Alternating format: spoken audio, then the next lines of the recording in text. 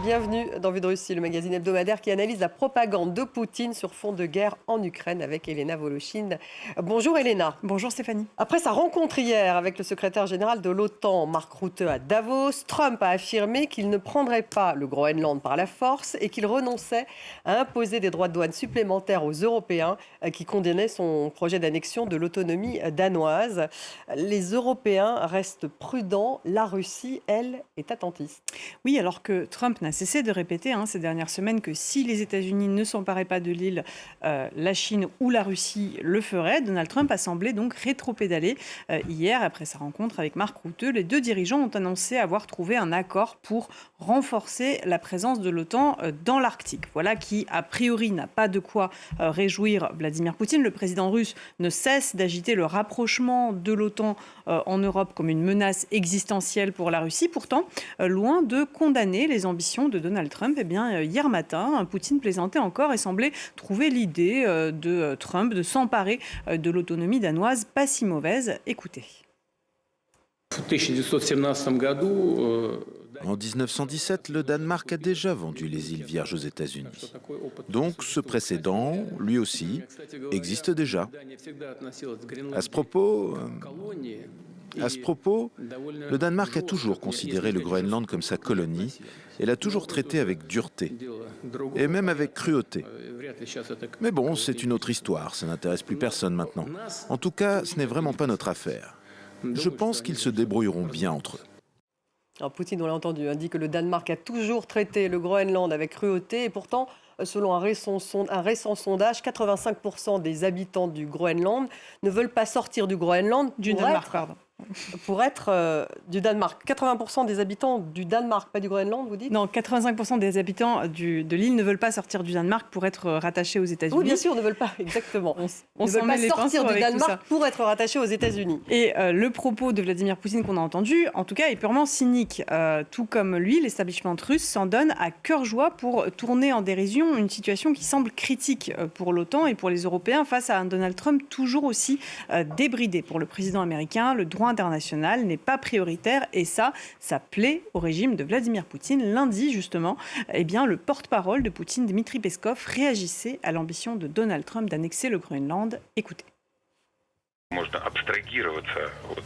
Il ne s'agit pas de savoir si c'est bien ou si c'est mal, si c'est conforme aux règles du droit international ou non. Certains experts internationaux estiment qu'en ayant résolu le problème du rattachement du Groenland, Trump entrera sans nul doute dans l'histoire. Pas uniquement dans celle des États-Unis, mais dans l'histoire mondiale. Indépendamment de savoir si c'est bien ou pas, il est difficile de ne pas être d'accord avec ces experts. Alors on peut s'arrêter sur les éléments de langage. Peskov parle de problème de rattachement du Groenland comme s'il en existait un avant que Trump ne le dise. Il parle d'ailleurs de rattachement et non pas d'annexion. Tout ça n'est évidemment pas sans rappeler l'attitude de Vladimir Poutine en 2014 lorsque il faisait fi du droit international. Il annexait alors militairement la Crimée tout en parlant là aussi de rattachement. Mais différence fondamentale, le président américain, lui, ne cache pas ses ambitions et ses objectifs alors qu'à l'époque, Vladimir Poutine démentait jusqu'après l'annexion le fait que son armée avait été à la manœuvre. Il n'empêche que les deux dirigeants estiment que tous les moyens sont bons pour assouvir leurs appétits de conquête territoriale et rebattre les cartes du monde. Poutine, quant à lui, il vise explicitement désormais le démantèlement de l'OTAN et de l'UE et sa propagande les prédit d'ailleurs déjà. L'envoyé spécial au Groenland de la chaîne de télévision publique Rossiya 1, en guise de reportage, elle envoie des pamphlets prémonitoires. Vous allez l'entendre dans un extrait diffusé le 17 janvier. Cette île dans l'Atlantique Nord pourrait bien devenir le tombeau de l'alliance de l'Atlantique Nord. Quand l'OTAN attaque l'OTAN, ce n'est plus de la défense, c'est la guerre. Et dans ce conflit entre les États-Unis et l'Europe, le Groenland n'est que la partie émergée de l'iceberg. Quelques jours plus tard, l'envoyé spécial de la chaîne NTV à Davos n'était pas en reste. Écoutez.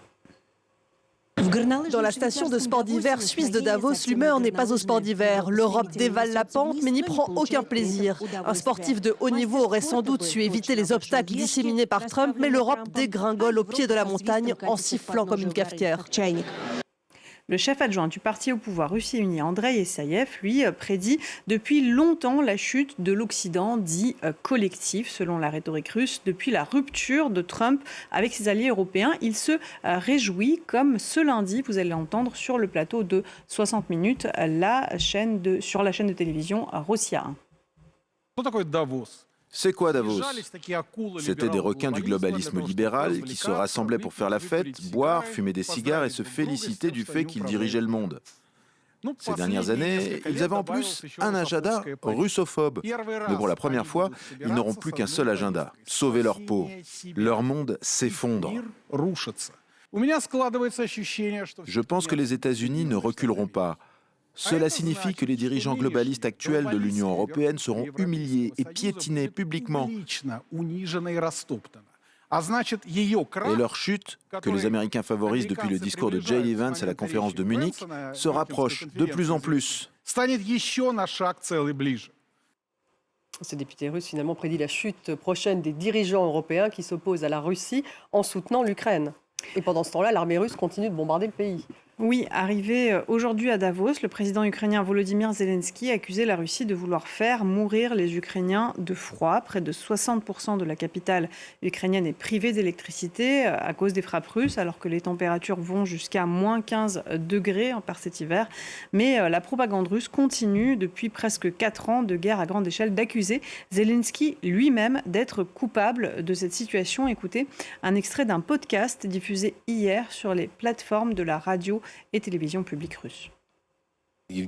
Avec nous, Evgeny Podobny, un reporter de guerre brillant, un héros de la Russie. Quelles sont tes observations ? Le régime de Kiev fait tout pour plonger son pays dans l'âge de pierre. Les frappes terroristes du régime de Kiev sur nos infrastructures civiles finiront par priver totalement l'Ukraine d'énergie. Notre ennemi continue de nous provoquer.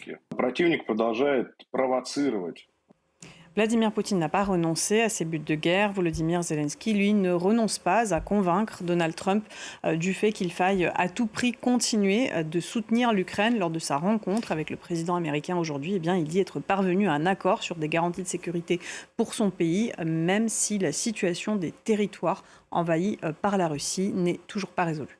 Merci Elena Voloshin pour Vue de Russie et à la semaine prochaine.